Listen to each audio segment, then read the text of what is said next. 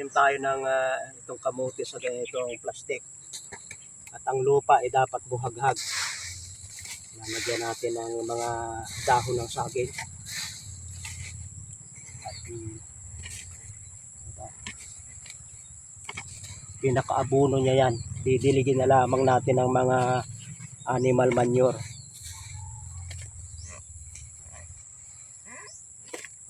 Natutuwa na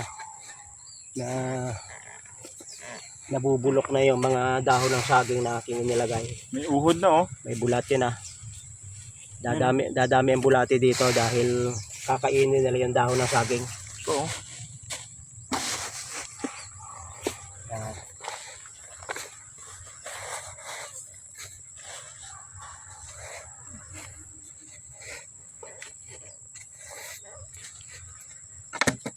Ang aking ginawa ay may labasan dito ng amlay.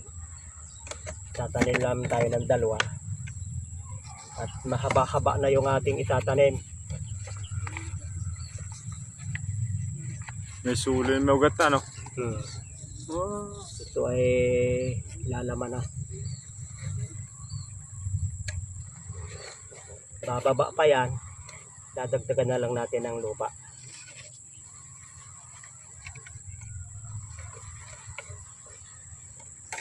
Tatanggalin natin yung mga dahon.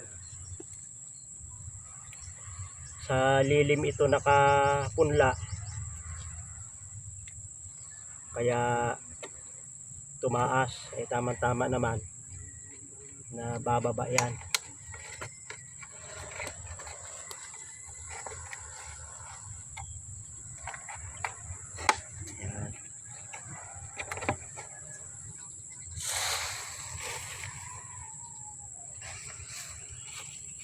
Dalawa. Mayroon natin yung 2 puno. Ito ay may maliit ang laman. Makikita, ganun lang. Nandaling hukaya na lang, tak-tak mo lang.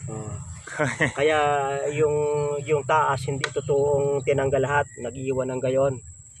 Para manatili siyang may takip. Para hindi ka dilig ng dilig pagka nagkuhang ka, nagdilig. Ano yung magpapawis? Magpapawis para mabasa-basa yung lupa. Tapos lalagyan na natin ng pan.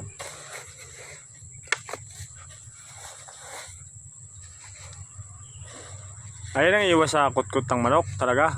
Ay, Matigas. pag nakutkot pa niya ang manok yan ay talagang piprimihan ko na siya. Sasaluduhan ko ng manok na kukutkot niya. Kita naman ninyo, may mga maliliit na butas yan. Pero nag-iwan ng istaka ng tubig na gayong abot din yung ugat na hindi ko man madilig na mga 2 araw, tuloy-tuloy ang kanyang buhay. Hindi siya malalanta.